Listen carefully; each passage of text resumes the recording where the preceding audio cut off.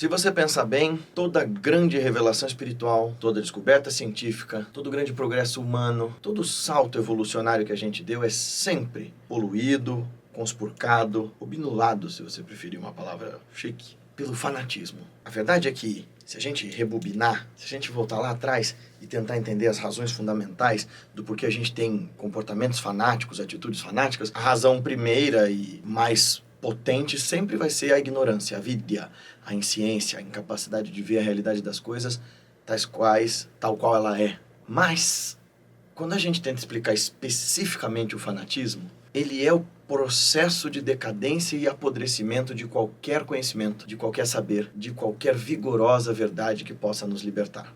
Estar aberto à ideia de que viver num mundo impermanente é revisitar as verdades eternas para atualizá-las a um mundo não eterno e relativo, é uma boa vacina para a gente não se fanatizar. Agora, quando a gente acha que nosso ponto de vista, por mais bonito que ele seja, por mais que ele nos serviu, que ele serviu aos nossos antepassados, quando você acha que ele não pode ser atualizado, quando você acha que ele tem que ser imposto como lei universal para todo mundo, portanto, então você incorre em algo diabólico, no sentido mesmo da palavra, porque qualquer fanatismo é a atitude de dividir, de separar nós e eles, os eleitos dos rejeitados, dos enjeitados, dos profanos. Toda forma de fanatismo é, portanto, a decrepitude e a aniquilação de um caminho espiritual, de um caminho de consciência e até mesmo da ciência.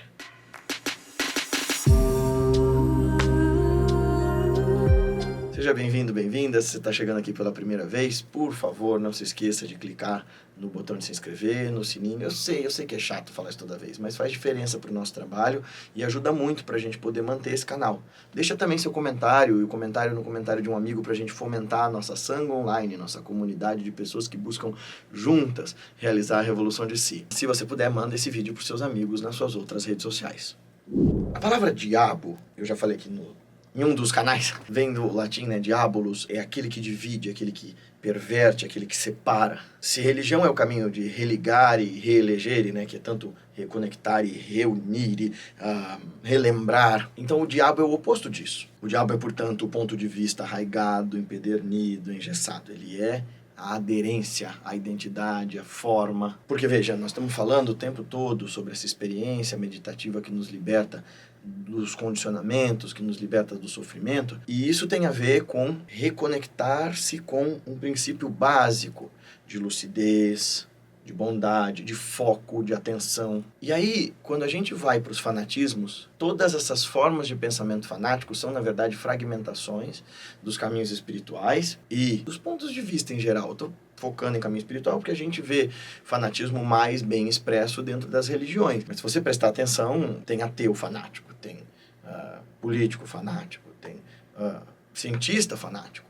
Por mais contrassensual que isso seja, por mais anticientífico que isso seja, tem gente que vive pela ideia de demonstrar e de definir os seus pontos de vista como balizadores da realidade, por assim dizer. E toda vez que um caminho surge, uma nova ideia surge, ela surge contida no tempo. Eu estava falando hoje mesmo com um grande amigo, que é um grande professor e pensador, o César Sampaio, e ele falou que de onde ele vê o Islã como a terceira revelação, né? Então vem os judeus, como os profetas Abraão, Isaac, Jacó, Moisés e tal.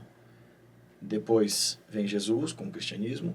E, por fim, a última das religiões abraâmicas, monoteístas, é o Islã. Isso é discutível, porque depois deles veio outro caminho que tem, num lugar da Terra específico, uma força muito grande, uma comunidade de praticantes muito grande, que é monoteísta também, e que é uma atualização do Islã, assim promulgada por seus pregadores, por seus profetas, por seus mestres, por assim dizer, que são os Sikhs. Mas, bem, o Islã, sendo uma atualização dos caminhos monoteístas, o César estava falando que ele vê o Islã como uma jurisprudência espiritual, como uma forma de legislar espiritualmente sobre a vida das pessoas. E também o pudera, porque, como eu já falei, o Islã nasce num contexto de povos que viviam em conflito. E essa é uma das grandezas da vida do profeta Muhammad dentro do contexto histórico do Islã. Aí você tem excelentes biografias dele, a do Martin Lings é uma, mas uma que eu gosto demais foi escrita por uma ex-freira que é a Karen Armstrong, essa aqui, e esse livro aqui, Maomé, eu acho que eu chamo. Eu li como Mohammed. Todo o caminho espiritual, ele vem contido num tempo, e Swami Vivekananda vai dizer para nós, todo mestre espiritual traz a sua revelação de um lugar do indizível, do samadhi. E às vezes a falta de um mestre e o contexto histórico, social, político, linguístico, cultural que esse mestre que teve essa experiência magnífica volta para revelar, cria certos ruídos nesse caminho. Você vai ver isso em todas as religiões. Você vai ver o mesmo profeta que fala dessa qualidade onisciente, onipresente, indizível, inefável desse Deus maravilhoso que nos arrebata no amor, e o caminho do amor é a via Sufi que nasceu do Islã. Esse mesmo profeta mandando matar os infiéis lá nesse texto e tal. É claro que você vai poder ler esse texto dizendo que ele é simbólico. O Idris Shah fala que quando a gente literaliza o ensinamento espiritual, a gente mata o ensinamento espiritual. Mas você não pode perder de vista que toda a filosofia, como a do Kant, a do Descartes, como toda a revelação científica, os modelos do Einstein e tal, eles estão contidos dentro de um modelo de pensamento que está permeado, embebido dos valores de uma época, de uma cultura. E deixa eu te contar um segredo para facilitar esse nosso papo. A real mesmo, em perdão do palavrão, é que a gente não sabe porra nenhuma. Como assim, Guilherme? Ai, que clichê, o Sócrates, já sei que nada sei. Diante da vastidão das coisas que a gente não sabe, supor que um ponto de vista nosso seja a verdade é matar a possibilidade de crescer, é matar a possibilidade de lidar com a realidade, é matar a possibilidade de evoluir. É desse lugar que um místico olha para as revelações espirituais, seja o Veda, o Corão, a Gita, a Torá, a Bíblia, etc., e vai dizer assim, isso aqui é eterno na medida em que se aplica para mim de uma forma muito sofisticada. Todo místico é chamado de herege, de alguma forma. A gente vai falar disso num próximo vídeo, sobre heresia, tradição, traição, que é o que o Newton Bonder fala. Mas, se você não contesta o ensinamento espiritual apropriado pelos doutores da lei, ele não evolui, ele não serve para nada. Porque, veja, os textos sobre Jesus foram escritos depois que ele morreu, beleza, mas foi 2000 anos atrás. O mundo que existia naquela época, a quantidade de pessoas no mundo, o tipo de tecnologia, o tipo de vivência, o modo de vida que as pessoas levavam, nem existe mais. Então, existem questões eternas ali acerca dos nossos sofrimentos, das nossas dúvidas, das nossas angústias. Mas a gente não pode perder de vista que toda religião tem em si 3 coisas. E quando a gente não sabe separar essas 3 coisas, a gente mata a possibilidade de aprendizagem espiritual com aquele caminho. A primeira coisa que a religião tem, é claro, é uma nova forma de um contato com o sagrado. Ela apresenta um caminho de lidar com a sacralidade, a transcendência. Para isso que uma religião serve, para te dizer, essa é a verdade segundo o nosso ponto de vista, esse é o absoluto, isso aqui que acontece para além dos seus sentidos. A outra coisa que a religião faz é dar um sentido cósmico, um sentido de ordem e de significância para a vida das pessoas. E para fazer isso, a religião é uma terceira coisa. Então, ela tem um papel transcendental, ela tem um papel psicológico, que é o de te dar um lugar no mundo, você se sentir pertencendo, e a terceira coisa, ela tem um papel de aglutinar a sociedade. Ela faz isso sendo um mecanismo de lei, um mecanismo de moral. Olha, Deus mandou comer tal coisa, Deus mandou casar de determinada forma. Porque nós estamos falando de uma revelação que é para o coletivo, o conceito de indivíduo não faz parte do ethos das civilizações antigas, não dava para você pensar em indivíduo em uma sociedade tão frágil, que morria por qualquer coisa e que dependia fundamentalmente, e entendia isso, que dependia fundamentalmente da comunidade que lhe cercava e lhe nutria. E aí, como a religião tem esses 3 elementos, o elemento legislador aglutinador, esse terceiro, o elemento psicológico consolador e o elemento transcendental, ela é lugar de estudo, pesquisa e trabalho dos doutores da lei, dos legisladores e tal, dos políticos. Ela é lugar dos patriarcas, das matriarcas, dos líderes de comunidades e dos manipuladores, e ela é lugar também dos místicos, daqueles que querem esse encontro com o absoluto. É triste pensar que, assim, embora o tema das religiões seja o sagrado e Deus, se você realmente pegar o que é eterno, vigorosamente luminoso dentro delas, e o que as pessoas entendem como esse eterno e como significam essa busca, sobra isso aqui, dentro de todas as religiões. Não que elas não estejam todos os textos carregados do caminho para essa transcendência, mas o que as pessoas pegam dessa grande verdade que te mostra quem é você, que mostra o espelho da sua consciência e tal, é muito pouco. Isso faz uma coisa, e isso nos leva a um ponto curioso sobre o fanatismo. Por que que ele é diabólico? Porque toda religião, ou todo caminho, ou toda revelação, ou toda descoberta, e sim, eu estou te fazendo pensar também sobre a ciência, as descobertas da ciência, elas vêm para renovar o nosso interesse, lembrar a gente do quanto a gente sabe pouco, nos dar esperança sobre o quanto a gente pode abrir mais o nosso conhecimento, chegar a uma compreensão mais perto do infinito da realidade. Mas a gente se caga de medo das coisas que a gente não sabe. Então, assim que essa magnitude consciencial se apresenta para nós, esse espanto de ver o universo de uma outra forma, segundo a perspectiva daquele filósofo, daquele mestre, daquele profeta, daquele cientista, assim que eu vejo aquilo, ao invés de adentrar o campo da dúvida e da pesquisa mais profunda, eu me apavoro e volto para o campo das certezas. Porque eu morro de medo de não ter controle das coisas. E quando eu morro de medo de não ter controle sobre as coisas e de ter que ter responsabilidade sobre tudo o que me acontece, palavras, pensamentos e atos que me cercam, meu Deus do céu, eu dou espaço para outras pessoas me controlarem.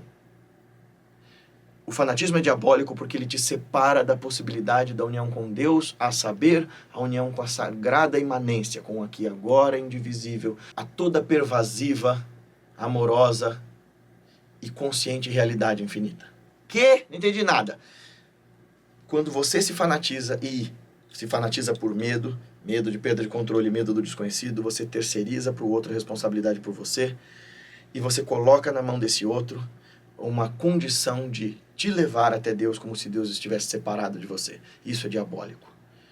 Você coloca na mão do outro a autoridade sobre o que é sagrado, sobre o que é verdadeiro, sobre o que é bom, sobre o que é justo, sobre o que é belo. Você engessa seu ponto de vista e, ao fazê-lo, impede-se de crescer. E isso é diabólico porque quem quer que não partilhe do seu ponto de vista, que tem o conforto, sim, de ter sido legitimado por um terceiro, quem não participa disso é seu inimigo. Também é confortável essa sensação.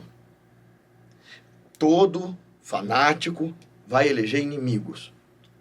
É claro, porque ele está tentando covardemente se resguardar na ideia de que alguém é culpado pelo seu sofrimento e não ele.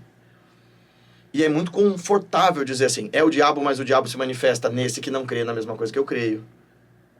E veja como isso se aplica fundamentalmente a qualquer coisa. Qualquer fanatismo é diabólico, porque o cara de direita vai dizer que o diabo é o cara de esquerda e vice-versa. O cara cristão vai dizer isso sobre as outras religiões, e o islâmico, e o hindu, etc. O cientista vai dizer isso sobre o ignorante. Então, ao invés de eu criar canais, o que na ciência, inclusive, isso é um tremendo de um contrassenso. Por quê? Porque a ciência pressupõe como método científico a eterna dúvida. Quer dizer, então você tem no campo da filosofia e da ciência a elaboração de eternas perguntas. O trabalho da filosofia, da ética e da ciência é questionar. E sempre ir para uma outra pergunta, ir mais fundo e elaborar melhor. O trabalho da religião, aí sim, religião como dogmatismo, é dar respostas. Respostas prontas, simples e fáceis para coisas que são complexas. E o trabalho da mística é ouvir as perguntas, ouvir as respostas, desconfiar de ambos e penetrar uma outra coisa. Além do silêncio, tentar chegar numa manifestação das verdades. A verdade que seja possível, cabível na minha experiência de consciência. Então, ciência e dogma não funciona. Mas o que mais tem, até pela forma como o mundo está configurado, as pessoas têm que fazer descobertas científicas, e para elas serem relevantes, para elas terem o que comer, o cientista, para ter o que comer, tem que ter certo número de publicações reconhecidas pelos seus pares, aí para ele chegar a conclusões que sejam relevantes do estudo dele, que depois de um tempão de pesquisa ele descobre que aquele estudo eventualmente não foi legal, o cara começa a perverter dados, isso é a falta de ética na ciência. Mas isso também é produto de fanatismo, assim como na religião. O fanatismo que me leva a aderir a um modo de pensamento porque eu não tenho coragem de olhar de uma outra forma para a vida. E aí eu preciso me ancorar em certezas falsas. Eu sei que dei muita volta, ficou muito conceitual, mas a ideia é: a religião verdadeira é a antítese do fanatismo. A religião verdadeira é herética.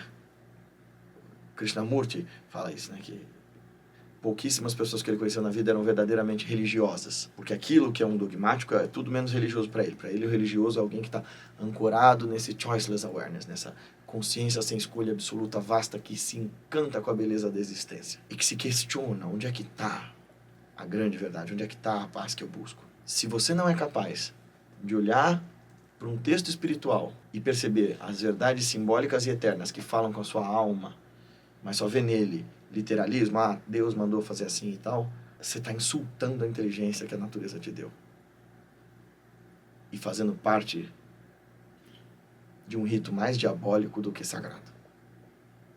Se você quiser entender a complexidade de como o pensamento religioso afeta a todos nós, se você quiser entender como melhorar a sua atenção e sua consciência para perceber onde essas armadilhas do ego distorcem a realidade e a natureza para nós, se você quiser fazer um trabalho refinado de autoconhecimento, um trabalho com as práticas meditativas, um trabalho terapêutico e dialético, marca um horário com a gente, eu vou ter um prazer enorme de falar contigo, de a gente começar esse desenvolvimento juntos.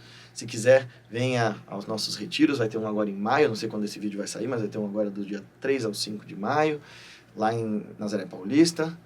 Vai ter a viagem para a Índia do Atma Sadhana, no curso do Atma Sadhana em janeiro, e os novos cursos de meditação estão chegando aí. Até mais!